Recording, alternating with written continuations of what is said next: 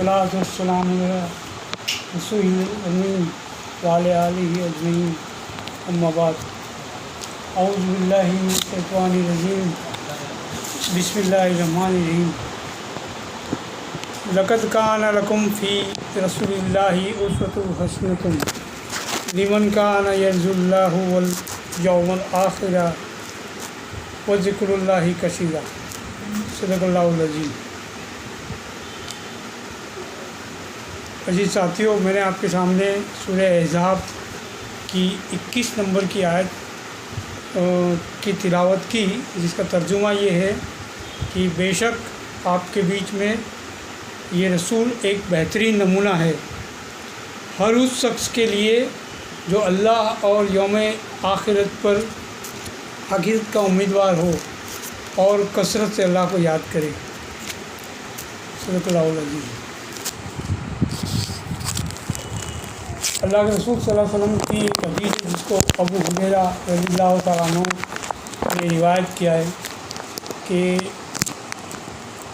اللہ کے رسول صلی اللہ علیہ وسلم نے فرمایا، وہ شخص مومن نہیں ہو سکتا وہ شخص مومن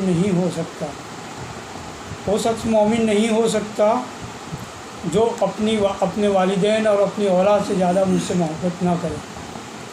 اور اسی حدیث کے اور بھی بہت سارے طرق ہیں، لیکن جو انس بن مالک رضی اللہ عنہ نے اس حدیث کو روایت کیا ہے اس کے اندر تھوڑا سا اضافہ یہ ہے کہ تمام انسانوں سے زیادہ مجھ سے محبت، یعنی اپنے والدین اور اپنی اولاد سے زیادہ اور تمام انسانوں سے زیادہ اگر مجھ سے محبت نہ کرے وہ شخص مومن نہیں ہو سکتا۔ یعنی ہمارے ایمان کی جو کسوٹی ہے، یہ سمجھ لو کہ یہ ایک لٹمس ٹیسٹ ہے، ہمارے ایمان کا لٹمس ٹیسٹ ہے کہ ہم اللہ کے رسول صلی اللہ علیہ وسلم سے کتنی محبت کرتے ہیں۔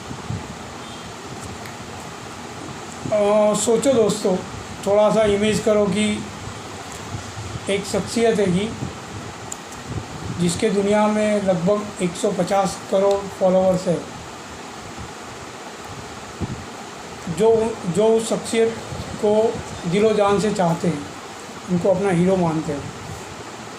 اگر ایسی شخصیت کے بارے میں کوئی انسان کوئی ایسے کلام کہے یا ایسے نازیبہ سینٹنس کہے تو ان لوگوں پہ کیا گزرے گی اور ان کا کیا ہوگا، تو ہم سمجھ سکتے ہیں۔ ساتھیوں، آج سے چند دن پہلے یعنی پچھلی جمعہ کو فرانس کے اندر ایک چارلی ہیبڈو کر کے ایک میگزین ہے جو کارٹون کی سیریز بناتے ہیں۔ انہوں نے یہ اعلان کیا کہ ہم دوبارہ ہمارا دفتر پھر سے کھولیں گے اور ہم پھر سے وہی کارٹون کی سیریز چھاپیں گے۔ تو اس کے ریئیکشن میں کچھ لوگ گئے تو وہاں 2 انسان کھڑے تھے، ان کو مارا، کافی زخمی ہوئے۔ ایک اور واقعہ فرانس میں ابھی بنا ہے گا کہ ایک ٹیچر تھا، استاد تھا سیکنڈری اسکول کا، اس نے اپنے بچوں کے سامنے یہ ڈسکس شروع کی کہ اللہ کے رسول صلی اللہ علیہ وسلم کے نیگیٹو پہلو کیا تھے، یعنی نیگیٹو پہلو تو تھے نہیں، ان کے حساب سے نیگیٹو پہلو کیا تھے، اس پہ اس نے ایک ڈسکس شروع کی بچوں کے بیچ میں۔ اب مڈل اسکول کے بچے تو کتنی عمر کے ہوتے ہیں، لیکن ایک بچے کو بہت زیادہ اس پر غصہ آیا اور اس نے اس کا قتل کر دیا۔ یہ واقعہ ہے۔ اب یہ جو چارلی ہیبڈو نے جو اپنا دفتر شروع کرنے کی بات کی نا، اس کا ٹائمنگ بہت امپورٹنس ہے، جو ٹائمنگ ہے اس کے بارے میں بتا دوں چارلی ہیبڈو کے بارے میں کہ آج سے 5-1 سال پہلے 7 جنوری 2015 کو ایک واقعہ بنا کہ کچھ نوجوان اس کے دفتر میں گھس گئے اور ان کے اوپر اندھا دھند فائرنگ کیا اور اس کے اندر تقریباً 14 لوگ ہلاک ہو گئے، جس میں سے چند کارٹونسٹ بھی تھے، ہے نا۔ ایسا اس لیے ہوا کہ یہ کارٹونسٹ لوگوں نے اللہ کے رسول صلی اللہ علیہ وسلم کے ایسے کارٹون بنائے غلط ہے نا، ہم تو بیان بھی نہیں کر سکتے، لیکن جو سب سے کم درجے کا جس پہ ایک مومن کو غصہ ہے وہ میں آپ کو بتا دیتا ہوں کہ اس میں یہ بتایا تھا کہ اللہ کے رسول کا کارٹون بنایا اور آپ صلی اللہ علیہ وسلم کی داڑھی مبارک کے اندر اس نے بوم کراسنکوف اور اس طرح کے سب چیزیں بتائی تھی. یعنی یہ بتانا چاہتے ہیں کہ مسلمانوں کا جو اصل رہنما ہے وہ آتنکوادی ہے، یہ بتانا چاہتے ہیں. اس کے علاوہ بہت سارے ازواج مطلقہ کے بارے میں بھی کچھ کارٹون چھاپے، یعنی ہم تو بیان بھی نہیں کر سکتے اس طرح سے. تو ایمانی جذبہ نوجوانوں کا کچھ بھڑک اٹھا اور انہوں نے یہ کارنامہ کر دیا. پچھلے دنوں فرانس کا جو پریسیڈنٹ ہے مارکوف، کیا نام بھول گیا میں، مارکوف، وہ وہاں گیا اور اس نے ایک بیان دیا. اس نے کہا کہ یہ اسلامی آتنکواد ہے. تو اس سے بھی کافی لوگ ناراض ہوئے کہ اس نے یہ اس کو اسلامی آتنکواد کی بات کی. تو تھوڑا سا سمجھنے کی بات یہ ہے کہ یہ ایسا کیوں ہو رہا ہے. جو بھی یوروپ کی جو کنٹری ہے، فرانس ہے، نیدرلینڈ ہے، ناروے ہے، سویڈن ہے، یہ دیشوں میں ایسے واقعہ بہت بنتے ہیں. حالانکہ 2012 میں ایک پادری امریکہ کا تھا، 21 ستمبر 2012 کو اس نے یہ ظاہر میں اعلان کیا تھا کہ میں قرآن جلاؤں گا. آپ سب کو یاد ہی ہوگا. پھر بہت زیادہ وہ کرنے کے بعد اس کا وہ پروگرام کینسل کیا تھا. تو یہ جو ہے فرانس کا پریزیڈنٹ گیا، اس نے کہا کہ یہ اسلامی آتنکواد ہے، اور فوراً اس نے فرانس کے اندر لگ بھگ 73 مسجدوں کو سیل کرنے کا آرڈر دے دیا، کچھ مدرسے بھی بند کروا دیے. تو یہ ان کا رد عمل ہے. تو اصل بات کیا ہے اس کو سمجھنے کی ضرورت ہے. فرانس جو ہے، یا یہ جو میڈیٹرینین سی ہے، جو اس کا جو یہ پشچمی علاقہ ہے جہاں پہ یہ گریس اور اس کے اس سائڈ فرانس، اور یہ جو جتنے بھی دیش تھے، کنٹریز ہیں، یہ ایک زمانے میں بازنطینی امپائر کی کہلاتا تھا.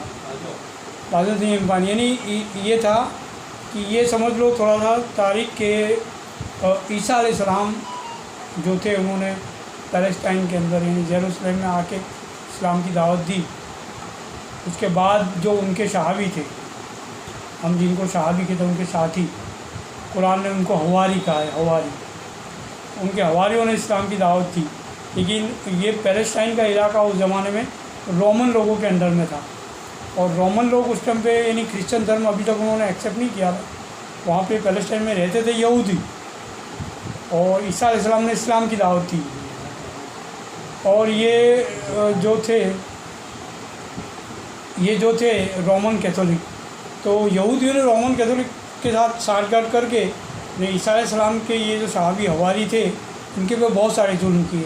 چنانچہ قرآن میں بھی آپ سورہ کہف پڑھو گے. اس کے علاوہ اصحاب اخدود کا جو واقعہ ہے، یعنی گڈھے کے اندر آگ جلا کے جن کو ڈالا گیا تھا، یہ سارے عیسیٰ علیہ السلام کے حواری تھے یا ان کے ماننے والے لوگ تھے.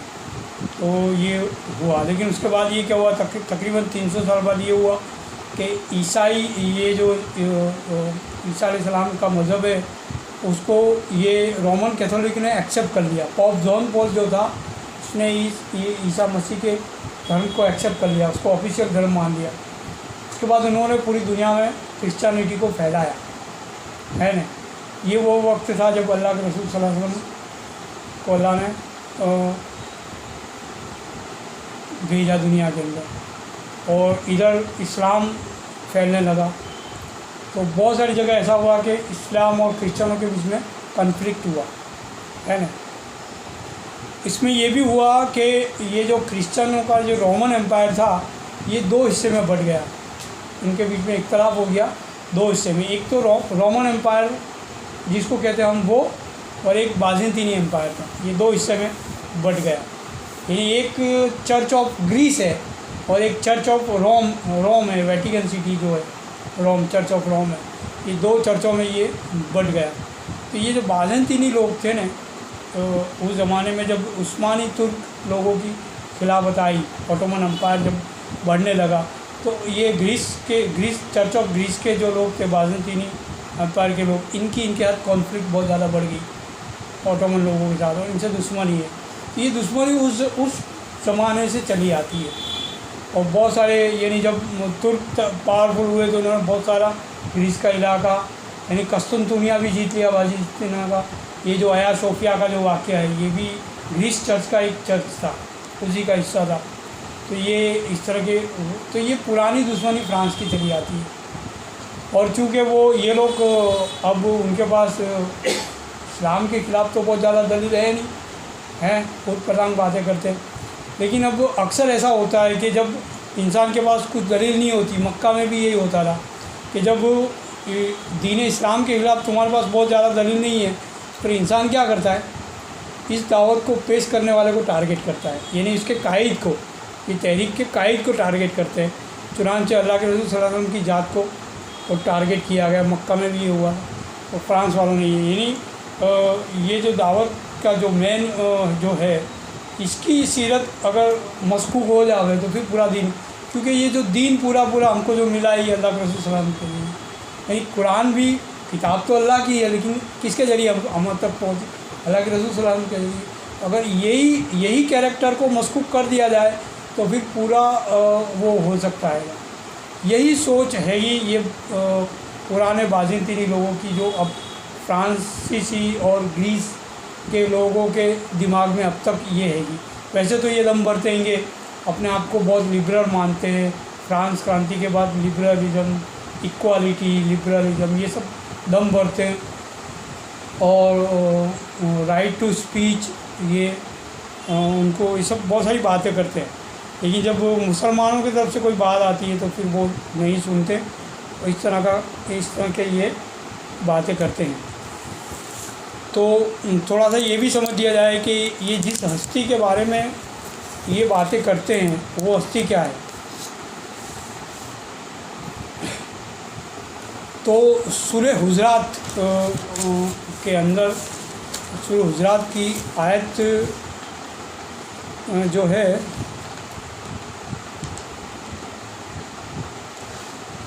मैं सिर्फ तर्जुमा पढ़ देता हूँ। सूरह हुजरात की 2 और 3 नंबर की आयत है। ऐ लोगों जो ईमान लाए हो, अपनी आवाज़ नबी की आवाज़ से बुलंद ना करो और ना नबी के साथ ऊंची आवाज़ से बात करो, जिस तरह तुम आपस में एक दूसरे से करते हो। कहीं ऐसा ना हो कि तुम्हारा किया कराया सब गारत हो जाए और तुम्हें खबर भी ना हो। यानी अल्लाह के रसूल सल्लल्लाहु अलैहि वसल्लम जो है, उनके लिए वो वैसे तो एक बशर थे और आम इंसानों की तरह 2 हाथ 2 कान इसी तरह के बशर थे, लेकिन उनकी जो हैसियत थी एज ए नबी वो बहुत ज़्यादा बुलंद थी। तो उस मायने में वो आम इंसानों जैसे नहीं थे। तो उनके लिए अल्लाह ताला ने कुरान में या सूरह हुजरात में एक उनके लिए ख़ास उनके सम्मान में ये आयत नाजिल की। यानी उनके लिए एक प्रोटोकॉल दिया गया कि भाई आप इनको एक आम इंसान न समझो, ये नबी है तुम्हारे बीच में, और इनके साथ वैसी तरह बात नहीं कर सकते जैसे तुम अंदर में आपस में बातें करते हो।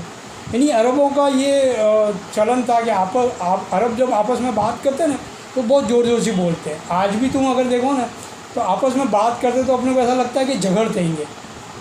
अगर तुम में से कोई ने उमर सीरीज़ देखी हो जो कतर वालों ने बनाई है, वो बिल्कुल बहुत बेस्ट है कि अगर देखो तो उसके अंदर भी ये बताया है कि जो वो आपस में बात करते, तू कार से बात करते और इतने ऊंचे आवाज़ में बोलते हैं कि यानी ऐसा लगता है कि लड़ते ही हैं। हालांकि वो लड़ते नहीं होते थे, लेकिन फिर भी अल्लाह ताला ने ये प्रोटोकॉल नाजिल किया कि तुम अल्लाह के रसूल के साथ इस तरह बात नहीं कर सकते, वो नबी है। आप अपनी आवाज़ को पस्त रखो, धीमे से रहो, और आपका अंदाज़ जो है आजीज़ी वाला होना चाहिए। आप उनको कोई हुक्म नहीं कर सकते, आप उनको कोई सलाह नहीं दे सकते, आप उनसे सिर्फ आजीज़ी कर सकते, सलाह मशवरा कर सकते, उनको पूछ सकते हो, ज़्यादा तुम्हारा हक़ नहीं है। तो ये इस तरह का वो एक नबी के लिए वो दिया गया था। और जैसे मैंने शुरुआत में एहजाब की सूरत पढ़ी कि वो एक बेहतरीन नमूना है इंसानों के अंदर, तो हमारे लिए उसवा है। हज़रत उमर रज़ियल्लाहु ताला अन्हु जो है उनकी हदीस है कि एक बार हज़रत उमर और अल्लाह के रसूल सल्लल्लाहु अलैहि वसल्लम, ये अल्लाह के रसूल सल्लल्लाहु अलैहि वसल्लम दोनों यानी तफरी में निकले थे, पेश करते थे। तो अल्लाह के रसूल सल्लल्लाहु अलैहि वसल्लम का दाहिना हाथ और हज़रत उमर का बायां हाथ ऐसे अंदर था, यूँ हाथ में मिलाए थे और चल रहे थे, तफरी कर रहे थे। تو رسالت کی محبت میں جوش میں آ کے حضرت عمر نے کہہ دیا کہ میں اپنی ذات کے علاوہ سب سے زیادہ آپ سے محبت کرتا ہوں یا رسول اللہ کے رسول نے کہا کہ عمر اپنے ایمان کو پھر ایک بار چکاسو، پھر ایک بار اپنے ایمان پہ غور کرو۔ حضرت عمر 2 منٹ مطلب چند سیکنڈ کے لیے رک گئے آنکھیں بند کر کے، اور چند سیکنڈ بعد آنکھیں کھولی اور کہا کہ یا رسول اللہ میں اپنی ذات سے بھی زیادہ تم سے محبت کرتا ہوں۔ تو اللہ کے رسول نے کہا کہ اب آپ کا ایمان مکمل ہو گیا۔ سوچو، حضرت عمر جیسی شخصیت کا ایمان بھی تب مکمل ہوتا ہے جب اپنی ذات سے زیادہ، یعنی جو میں نے پہلے حدیث کی کہ اپنے والدین اور اپنی اولاد، یہ 2 چیز انسان کو بہت زیادہ ان سے محبت ہوتی ہے، اور دنیا کے سارے انسانوں سے زیادہ اگر اللہ کے رسول سے محبت نہیں کرتے پھر وہ تم مومن نہیں ہو سکتے، یہ شرط ہے۔ تو اس سے ہم کو پتہ چلتا ہے کہ یہ جو شخصیت ہے کتنی یعنی محبت کے قابل ہے۔ اور یہ کسی انسان سے محبت کرنے کے جو اسباب ہوتے ہیں، کہ جو وجہ ہوتی ہے کہ بھئی کیا کارن ہے کہ کسی انسان سے محبت کی جائے، تو تفسیر میں مفسروں نے لکھا ہے کہ 3 وجہ ہو سکتی ہے کسی سے محبت کرنے کی۔ ایک ہے جمال، کمال اور نوال۔ جمال یعنی خوبصورت چیز سے انسان محبت کرتا ہے، کوئی خوبصورت ہو تو اس سے محبت کیا جاتا ہے، یا کوئی چیز بھی اگر اچھی ہوتی ہے ہم کو خوبصورت لگتی ہے تو ہم کو پسند آتی ہے۔ یا کمال یعنی وہ شخص باصلاحیت ہو، اسکیل ہو، اس کے اندر کوئی زبردست ٹیلنٹ ہو تو اس کو بھی لوگ پسند کرتے ہیں۔ اور نوال کی بات ہے کہ اس کے اخلاق بہت اچھے ہو تب بھی لوگ ان کو پسند کرتے ہیں۔ یہ تینوں چیز بے وقت با کمال اللہ کے رسول صلی اللہ علیہ وسلم میں موجود تھی، تو ان سے محبت کرنا تو سیدھی بات بنتا ہے۔ تو دنیا میں سب سے زیادہ قابل محبت اور قابل تعظیم شخص کوئی ہے تو وہ اللہ کے رسول صلی اللہ علیہ وسلم ہے نا۔ میرا یہ ماننا ہے کہ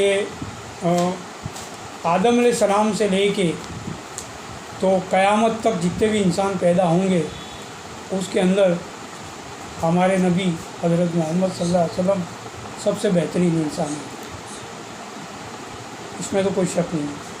اور اللہ تعالیٰ خود فرماتا ہے کہ نبی کی اطاعت میری اطاعت ہے، اور تم نے نبی کی اطاعت نہیں کی تو تم نے میری اطاعت بھی نہیں کی۔ یعنی نبی جو کچھ بھی بولتا ہے وہ اللہ کی طرف سے بولتا ہے، تو نبی کی اطاعت واجب ہے ہر انسان کے لیے۔ تو نبی کے ساتھ بات کرنے کا، ان سے ویوہار کرنے کا، ہر چیز کا ایک پروٹوکول بتایا گیا ہے، اور وہ اللہ کے رسول نے نہیں بتایا، اللہ نے بتایا۔ اور اگر آپ قرآن کا اور سیرت کا اگر تھوڑا سا مطالعہ اس طرح کرو گے اس اینگل سے کہ جب اللہ کے رسول صلی اللہ علیہ وسلم غمگین ہوئے فوراً آیت نازل ہوئی اور اللہ کے رسول کی دل سوزی کی گئی، بہت ساری چیزیں، کبھی تو کوثر عطا کیا، کبھی یہ خوشخبری دی کہ تم بہت جلدی غالب ہونے والے ہو، اس طرح کی ہمیشہ سے یہ ہے۔ اس سے پتہ چلتا ہے کہ اللہ کتنی محبت کرتا ہے نا۔ اللہ کہتا ہے کہ میرے فرشتے ان پر درود بھیجتے، تم بھی درود بھیجا کرو، اللہم صلی اللہ علیہ وسلم۔ تو یہ پرسنالٹی ہے، لیکن ہماری یہ کوتاہی ہے کہ ہم اس پرسنالٹی کا تعارف اس طرح نہیں کرا سکے دنیا کے لوگوں کو جس طرح ہم کو کرانا چاہیے تھا۔ چند معجزات لوگوں کو بتا دیے ہم نے، تو وہ سمجھے کہ یہ تو اسی طرح کے معجزے ہیں جیسے عیسیٰ علیہ السلام نے کیے اور نبیوں نے کیے، لیکن ان کی جو اصل جو حق تھا اللہ کے رسول صلی اللہ علیہ وسلم کی سیرت بیان کرنے کا، وہ مجھے ایسا لگتا ہے کہ ہم اس کا حق ادا نہیں کر سکتے۔ یعنی مذاق تو دور کی بات ہے، اللہ کے رسول صلی اللہ علیہ وسلم کے آگے کوئی بہانے بھی بتاتا نا تو اللہ ناراض ہو جاتا تھا۔ یہ جنگ تبوک کا واقعہ ہے کہ جب تبوک کا اعلان ہوا تو بہت سارے منافق تھے جنہوں نے یہ بہانے بتائے، بھئی یہ مسئلہ ہے، میں نہیں آ سکتا، یہ مسئلہ ہے، یہ مسئلہ۔ تو آیت نازل ہوئی سورہ توبہ کی 65 نمبر کی آیت ہے۔ کیا مذاق کرتے تم ہمارے رسول کے ساتھ؟ کیا سمجھتے؟ ہم کو نہیں معلوم کہ تم کون ہو، تم کیا سمجھتے ہو؟ منافقوں صاحب کہہ دیا گیا۔ تو یہ اللہ کے رسول صلی اللہ کتنی محبت کرتا ہے اللہ کے رسول صلی اللہ علیہ وسلم سے، بالکل برداشت نہیں کرتا تھا. تو جب اللہ کے رسول کی امتی کیسے برداشت کریں گے جب ان کے ساتھ یہ ویوہار کیا جائے گا. تو اب بات یہ ہے کہ کیا یہ سارے واقعات ابھی ہو رہے، کیونکہ دیکھو فرانس جو ہے نا اس کی پرانی دشمنی ترکوں سے ہے، عثمانی حکومت سے، اور بیچ کا دور ایسا تھا کہ ترکی تھوڑا ڈمپ ہو گیا تھا اور یورپ کے پیچھے بھاگتا تھا، لیکن اب پھر ایک بار اس کی اکانومی مضبوط ہوئی ہے، اور اب اردگان کے آنے کے بعد تو وہ پوری دنیا کے مسلمانوں کا لیڈر ہونے کا دعویٰ بھی کر چکا ہے اردگان. تو اب یہ فرانسیسی لوگوں کے آنکھوں میں بہت کھٹکتا ہے، اور یہ چاہتے کہ کسی طرح سے دنیا کے جو اور مسیحی یا کرسچن ملک ہے یہ اس کے خلاف ایکشن لے رہے، ترک کے خلاف ہے نا. جو حملہ کیا اس کے بارے میں تو یہ رپورٹ آتا ہے کہ وہ لڑکا پاکستانی تھا، لیکن میکرون نے یہ نہیں کہا کہ پاکستان کے بارے میں کچھ نہیں کہا، اس نے کہا کہ یہ اسلامی ٹیررزم، اور اسلام کا دم ابھی تو ترکی بھرتا ہے. یہ کیونکہ جرمنی ابھی فرانس کے خلاف ہے اور ترکی کے فیور میں، اور اٹالی بھی اس کے فیور میں ہے. یہ چاہتا ہے یہ، اور امریکہ بھی شانت ہے گا، وہ اس میں پڑھنا نہیں چاہتا. تو فرانس یہ اکساتا ہے، یعنی مسلمانوں کو پرووک کر رہا ہے کہ وہ کوئی ایسی ایکٹیویٹی کرے کہ ان کے بارے میں باتیں پھیلائی جائے، جیسا کہ 9/11 کے وقت امریکہ نے کیا عراق اور افغانستان کے ساتھ، اور خاص کر کے افغانستان اور عراق کے ساتھ جو انہوں نے کیا کیمیکل ویپنس کے نام پہ. تو یہ اس طرح چاہتا ہے فرانس کے دنیا کے سارے دیش جمع ہو، ترکی کے خلاف کوئی ایکشن لیا جائے. بہت سارے دیش چاہتے ہیں کہ ترکی کے خلاف ایکشن لیا، ابھی وہ پوزیشن نہیں ہے کہ لوگ کچھ کر سکیں. پتہ نہیں ترکی کے پاس کتنی طاقت ہے، وہ کس حساب سے اتنا بولتا ہے، اللہ بہتر جانتا ہے. لیکن یہ واقعہ جو ہے، اس طرح کے واقعات تاریخ میں ہم دیکھیں گے سیرت کے اندر، تو وہاں پر بھی اس طرح کے واقعات ہوتے تھے. اور وجہ وہی ہے کہ دین کے یہ جو وعلیکم السلام دین کی یہ جو دین ہے، دین اسلام، اس کے مقابلے میں تو ان کے پاس کچھ بھی نہیں ہے، ایسا کوئی دین نہیں ہے یا کچھ بھی نہیں ہے. تو اب ایک ہی بات ہے کہ اس کے قائد پہ حملہ کرو، اس کی شخصیت کو وہ کرنے کی کوشش کرو. تو ایسا پہلے بھی ہوا ہے. ہم اگر اللہ کے رسول صلی اللہ علیہ وسلم کی مکی دور کو دیکھیں تو کیا کیا الزام نہیں لگے ہیں، مجنو کہا ہے، جادوگر کہا، اور بہت سارے الزام لگائے. حالانکہ اس کے پہلے وہ صادق اور امین مان چکے تھے. اس کے بعد جب اللہ کے رسول نے یہ دعوت پیش کی تو پھر ان کو الگ الگ ان کے کیریکٹر کو کرنے کی کوشش کی گئی. مدینے میں بھی یہ ہوا. اللہ کے رسول صلی اللہ علیہ وسلم جب ہجرت کر کے مدینہ آئے تو دو طرح کی لوگوں سے ان کا پالا پڑا. ایک تو وہ تھے جو یہودی تھے کہ جو آلریڈی اپنے آپ کو دین کا ٹھیکیدار مانتے تھے، اور یہ مانتے تھے کہ ہم نبیوں کی انبیاءوں کی امت میں سے ہیں. تو ایک تو وہ تھے جو جن کے اندر سپیریٹی کمپلیکس تھا، اور ایک تھے وہ منافق تھے برابر. تو ان لوگوں نے بھی وہی کرا جو مکہ کے لوگوں نے کیا، جو آج فرانس کے لوگ اور نیدرلینڈ کے لوگ کر رہے ہیں. انہوں نے بھی اللہ کے رسول صلی اللہ علیہ وسلم کی ذاتی زندگی میں حربے کی. تو اس کا جو قانون ہے اس کو بھی ہم کو سمجھنے کی ضرورت ہے. چند واقعات سیرت میں ملتے ہیں، میں آپ کے سامنے رکھوں گا. ویسے تو اگر ہم تھوڑا ڈیپ میں مطالعہ کریں تو سیرت میں لگ بھگ 1.5 ڈزن جیسے واقعات ہیں، یعنی 17 سے 18 واقعات ہیں. لیکن 8 واقعات ایسے ہیں گے جو بہت زیادہ فیمس ہو گئے تھے، جنہوں نے یہ ناموس رسالت کے تعلق سے کیا تھا. ایک یہودی عورت تھی جو اللہ کے رسول صلی اللہ علیہ وسلم کو بہت زیادہ ان کے بارے میں نازیبہ کلمات بولتی تھی. تو چند نوجوان صحابی نے آ کے ان کو رپورٹ کیا اللہ کے رسول صلی اللہ علیہ وسلم کو. ان سے گفتگو ہوئی، اللہ کے رسول صلی اللہ علیہ وسلم سے گفتگو ہوئی ان کی. تو ان کو ایسا لگا صحابیوں کو کہ اس کا قتل کر دینا چاہیے. ان کو ایسا لگا اللہ کے رسول صلی اللہ علیہ وسلم کی بات سے. تو انہوں نے جا کے اس کا قتل کر دیا، عورت کو مار دیا. تو یہودیوں نے ایک ایشو بنا دیا، ہنگامہ کیا. اللہ کے رسول صلی اللہ علیہ وسلم کے پاس اللہ کے رسول صلی اللہ علیہ وسلم نے کیا کوئی دیت نہیں دیا جائے گا، کسی کو کوئی سزا نہیں ہوگی کوئی دیت نہیں جائے گا، یہ واجب القتل تھی یہ عورت، اس کے لیے کوئی دیت نہیں ملے گا۔ ایسا ہی ایک واقعہ ہے، ایک نابینا صحابی تھے، اور نابینا صحابی تھے، ان کی بیوی یہودی تھی، حالانکہ وہ ان کو بہت اچھی طرح رکھتی تھی، ان کا خیال رکھتی تھی، ان کے 2 بیٹے بھی تھے، تو ان کی جو پرسنل لائف تھی، جو ذاتی زندگی تھی، اس میں تو کوئی پرابلم نہیں تھا، لیکن یہ عورت جو تھی یہ اللہ کے رسول صلی اللہ علیہ وسلم کے بارے میں بہت غلط سلط بیان کرتی تھی، غلط سلط باتیں کرتی تھی۔ نابینا صحابی نے بہت بار سمجھایا اس کو ایسا نہ کہو، لیکن وہ نہیں مانی۔ ایک رات جب وہ سو گئی تھی تو کہاڑی لے کے صحابی نے، جو نابینا صحابی تھے، اس کو پیٹ میں رکھ کے زور سے زور لگا کے اس کے پیٹ میں اس کو چاڑ دیا۔ یہ مرڈر کی، صبح میں اس کی مرڈر کی خبر پھیل گئی، کیونکہ مدینہ کی بستی اس زمانے میں بہت چھوٹی تھی، ہوا پھیل گئی پوری۔ صبح کی نماز کے بعد اللہ کے رسول صلی اللہ علیہ وسلم کی مجلس ہوتی تھی، تو اللہ کے جب یہودی آئے مسجد نبوی میں، اللہ کے رسول صلی اللہ علیہ وسلم سے بات ہوئی تو اللہ کے رسول صلی اللہ علیہ وسلم نے کھڑے ہو کے اعلان کیا کہ جس کسی نے یہ کارنامہ کیا ہے وہ اپنے آپ کو پیش کر دے۔ نابینا صحابی کھڑے ہوئے اور انہوں نے کہا کہ یہ مرڈر مطلب میں نے کیا ہے۔ تو آپ نے اس کی وضاحت پوچھی کہ کیا وجہ تھی، تو آپ نے بتایا کہ وہ ایسا کہتی تھی۔ تو اللہ کے رسول صلی اللہ علیہ وسلم نے یہودی کو کہہ دیا کہ جاؤ، یہ واجب القتل تھی، اس کی کوئی دیت نہیں ملے گی تمہاری۔ تو یہ 2 واقعے ہیں جو عورتوں کے تعلق سے تھے۔ مردوں میں بھی ایسا بہت تھا۔ ایک نام بہت فیمس ہے،